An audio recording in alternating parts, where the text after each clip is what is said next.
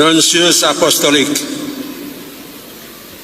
para uskup dan uskup agung, para imam, biarawan, biarawati, Bapak Ibu, saudara-saudari, umat beriman yang terkasih dalam Tuhan Yesus Kristus.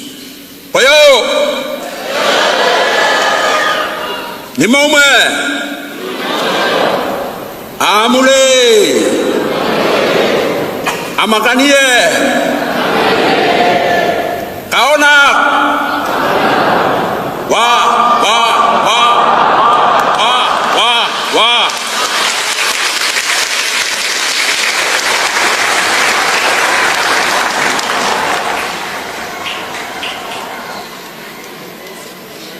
Saya mengawali satu pantun. Nanti ketua panitia membayarnya.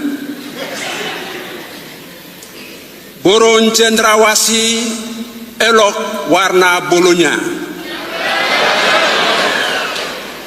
Terbang menghiasi alam ciptaannya. Pulau indah, tanah bertuan. Mari kita memuji Tuhan.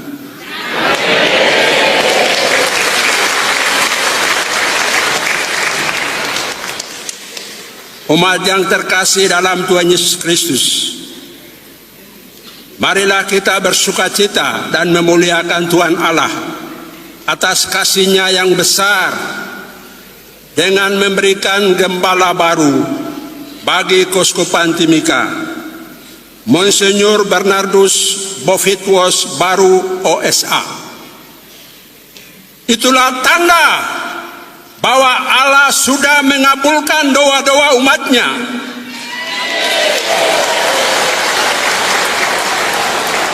Walaupun selama 5,5 tahun lebih masa penantian, tapi Tuhan tidak membiarkan umatnya tanpa gembala. Dan Tuhan menjawab bahwa ada gembala baru di keuskupan ini. Sebagaimana kita ketahui, Uskup Timika terpilih telah memilih moto Ego Sum Ostium, akulah pintu, dari Yohanes pasal 10 ayat 7 dan 9, atau dalam bahasa Mepago diartikan Aniki Damo. Itu.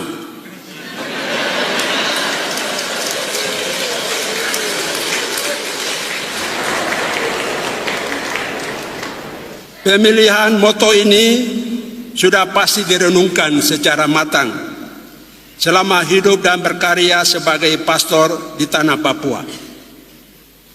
Lebih dari itu, moto Tabisan bertolak dari peristiwa iman Gereja Universal, di mana Paus Fransiskus mengumumkan tahun jubileum, perayaan khusus dalam Gereja Katolik yang dirayakan setiap 25 tahun sekali, dimulai pada malam Natal 2024 hingga Epifani 2026.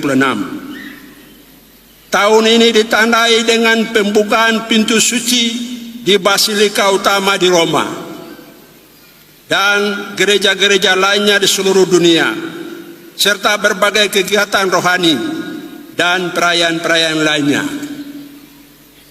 Pada tahun jubileum 2025 ini, umat Katolik sedunia mendapat paus yang baru, Leo XIV.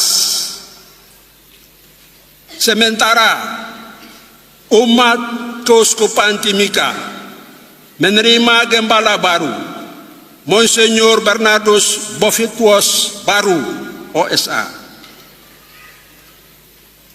Peristiwa iman ini tentu ada maksud Allah bagi kita semua dan umat di keuskupan ini. Hadiah terbesar dari Tuhan Allah bagi umat keuskupan ini, karena pengumuman uskup baru datang pada tahun jubileum. Mari kita muliakan Tuhan.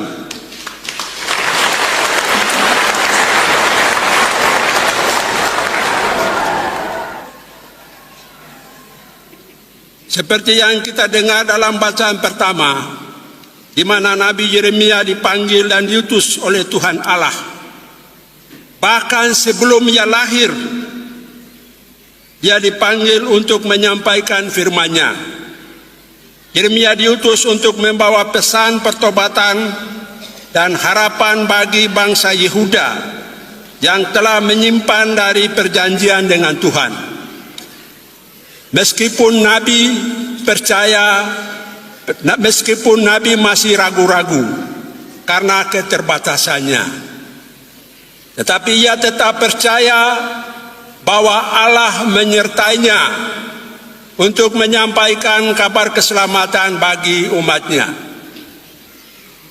Demikian pula dalam Injil Yohanes, Yesus memperkenalkan dirinya sebagai pintu dan gembala yang baik dengan dua ciri utama. Pertama, Yesus sebagai pintu.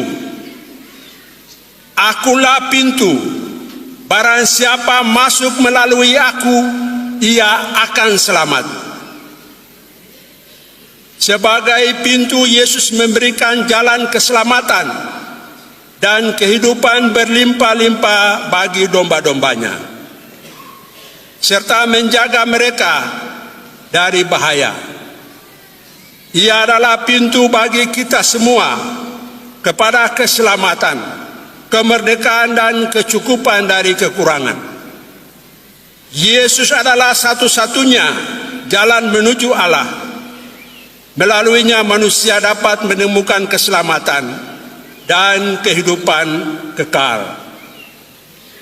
Pernyataan ini mendorong kita untuk terus mencari Yesus sebagai jalan keselamatan dan menjadi bagian dari kehidupan kekal bersamanya, dan selalu bertobat, percaya total padanya, dan menghidupi sabdanya.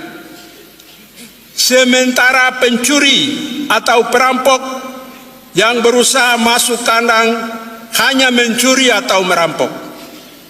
Pencuri dan perampok mereka tidak peduli kepentingan domba-domba, karena mereka datang untuk membinasakan domba-domba. Ciri yang kedua adalah Yesus menyebut dirinya sebagai gembala yang baik. Ia memiliki domba-domba, memelihara domba-domba, mengenal domba-domba, bahkan domba-dombanya mendengarkan suaranya dan memanggil nama domba. Mereka menuruti dengan sukacita. Sang gembala ada hubungan yang dekat, hubungan kasih dengan domba-domba. Gembala yang baik menuntun domba-domba keluar, mencari makan di padang rumput hijau, pasang badan juga untuk domba-domba bila ada serangan binatang buas. Kawanan domba diantar masuk ke kandang, dirawatinya yang lemah, luka dan sakit. Pokoknya gembala yang baik sangat peduli pada domba-domba. Bahkan ia memberikan nyawanya agar domba-domba memiliki kehidupan berlimpah-limpah dalam kedamaian dan keselamatan kekal. Tapi sebaliknya, kalau ada orang asing, si domba tidak mengikutinya, bahkan melarikan diri.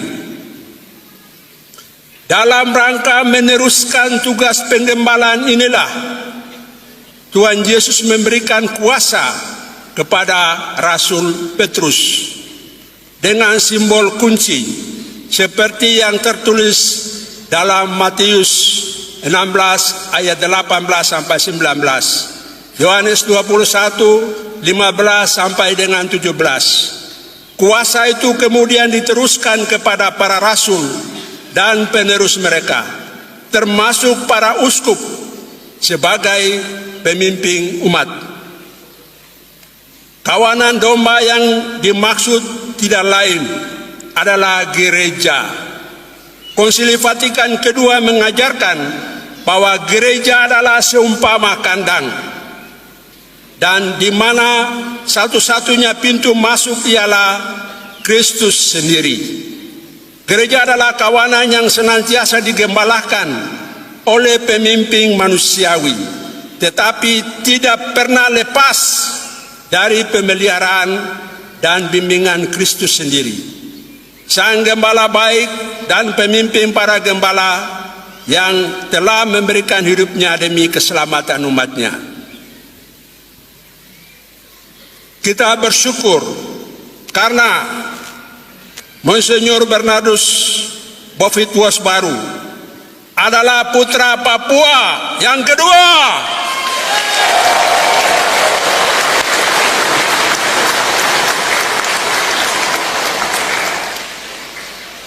Yang akan menerima tabisan sebagai uskup, sosok yang memiliki kualitas tinggi baik dari sisi intelektual, pastoral maupun kemanusiaan.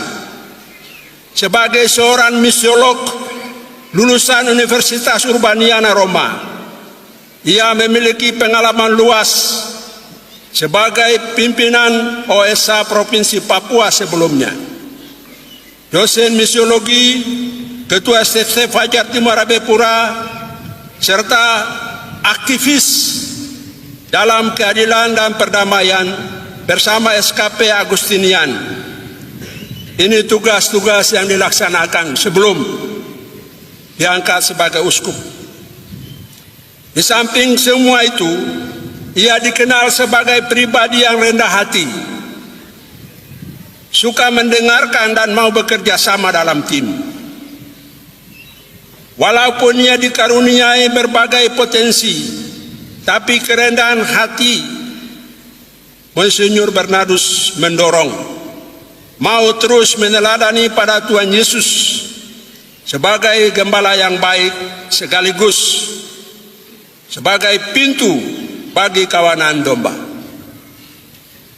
Nuncius Apostolik, para uskup dan uskup agung, para imam, biarawan-biarawati, Bapak Ibu, saudara-saudari, umat beriman yang terkasih dalam Yesus Kristus. Hari ini kita menyaksikan penabisan Monsignor Bernardus Bofitwos Baru, OSA, sebagai gembala yang dipilih untuk memimpin umat di Keuskupan Timika.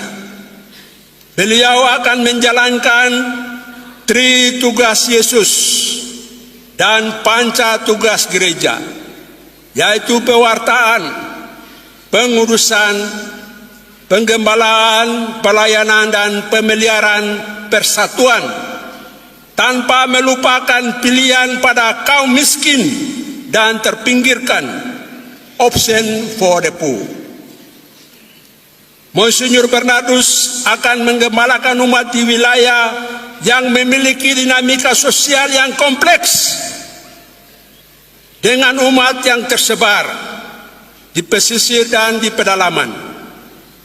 Penting bagi beliau untuk memahami karakteristik manusia, budaya dan alam, sosial dan politik, dan keamanan di wilayah adat Mepago, Provinsi Papua Tengah. Saat ini banyak fenomena yang menunjukkan bahwa kehidupan di Timika, yang termasuk dalam Provinsi Papua Tengah, tidak selalu dalam keadaan baik-baik saja. Wilayah ini sering dikaitkan dengan konflik dan kekacauan sosial. Sebagaimana akronim nama Timika, Timika, artinya mereka tahu. Timika tiap-tiap minggu kacau. Tiap-tiap minggu ada kekerasan. Tiap-tiap minggu ada ketidakadilan. dan berbagai permasalahan sosial masih menjadi tantangan yang harus dihadapi demi mewujudkan perdamaian. Sebagaimana Yesus memperingatkan tentang pencuri, perampok, bahkan binatang buas, umat di Timika ini juga selalu menghadapi ancaman, baik dari dalam maupun dari luar gereja. Mudah-mudahan benar. Ada gembala yang setia, tapi juga orang-orang upahan yang meninggalkan kawanan domba ketika bahaya mengancam. Karena itu, umat keuskupan ini membutuhkan pemimpin yang berani menyampaikan suara kenabian dan teguh iman untuk menghadapi berbagai tantangan. Monsinyur Bernardus memilih moto "Akulah pintu", yang menunjukkan kesiapannya untuk menjadi pembuka pintu jalan keselamatan bagi umatnya. Hendaknya tanpa takut menghadapi berbagai tantangan ini, sebagaimana Nabi Yeremia yang awalnya merasa ragu, tetapi akhirnya mempercayakan dirinya kepada Allah. Dalam tugas pengembalaan itu, beliau hendaknya mengandalkan Tuhan Yesus sebagai gembala utama yang senantiasa membuka pintu keselamatan bagi setiap orang yang percaya kepada Sang Pintu Kehidupan. Paus Fransiskus pernah menekankan pentingnya pintu gereja selalu terbuka bagi semua orang, bukan hanya secara fisik, tapi juga dalam makna spiritual dan pastoral. Paus menggunakan simbol pintu yang terbuka untuk menggambarkan gereja yang ramah, yang siap menyambut semua orang tanpa memandang latar belakang atau kesalahan, terutama bagi kaum miskin. Hendaknya gereja menjadi rumah bagi semua orang dengan suasana ramah, penuh kasih, dan damai. Dalam kaitannya dengan itu, perlu kedepankan semangat gereja sinodal yang digagas oleh Paus Fransiskus. Kita semua diajak untuk berjalan bersama dalam membangun gereja dengan semangat persekutuan, partisipasi, dan misi bersama umat keuskupan Timika. Umat keuskupan Timika hendaknya menjadi gereja yang terbuka untuk berdialog dengan semua pihak, dengan gereja-gereja lain, agama-agama lain, pemerintah, kaum intelektual, kaum tokoh-tokoh adat, perusahaan, serta berbagai lembaga kemanusiaan agar dapat menghasilkan nilai-nilai Injili, keadilan, perdamaian, solidaritas, dan kesejahteraan bersama. Dialog dengan pihak ABRI dan TPNPB juga menjadi langkah penting dalam mewujudkan Papua tanah damai, mengupayakan rekonsiliasi dan keadilan bagi seluruh masyarakat. Gereja harus tetap berpihak kepada kaum pribumi yang miskin dan yang tertindas, sebagaimana yang telah diperjuangkan oleh uskup pendahulu, Monsinyur John Philip Saklil, yang mengusung moto "Siapkanlah jalan bagi Tuhan". Karena itu, teruskanlah semangat dan karya-karya baik yang telah diletakkan dasar oleh uskup pertama di keuskupan ini. Segala upaya harus dipastikan demi membuka pintu keselamatan bagi setiap orang, yang dengan iman total percaya kepada Yesus Kristus, dan setiap anggota senantiasa kita semua hendaknya menjadi gereja yang terbuka bagi yang lain, kapan saja, dalam segala hal, kepada siapa saja. Saat kita menyambut Monsinyur Bernardus Pofitbos baru sebagai Uskup Timika, marilah kita bersama-sama berjalan dalam iman, harapan dan kasih, seraya mengikuti Tuhan Yesus sebagai gembala sejati dan pintu keselamatan untuk membangun gereja dan masyarakat, mewujudkan kerajaan Allah di dunia ini. Damai sejahtera dari Tuhan kita Yesus Kristus selalu beserta kita. Koyo Nimume Amule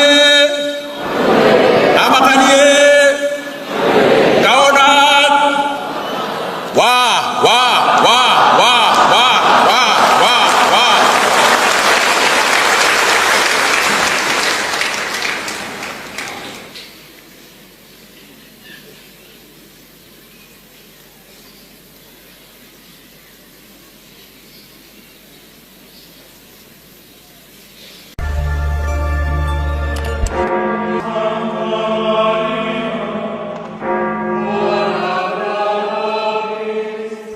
Dominus vobiscum.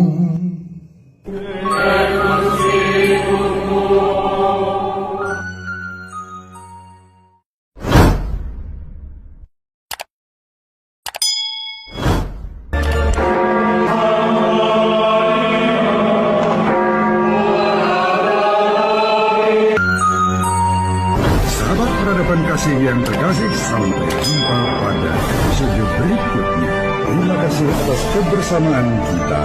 Salam peradaban kasih dari Globis. Berkat dalam.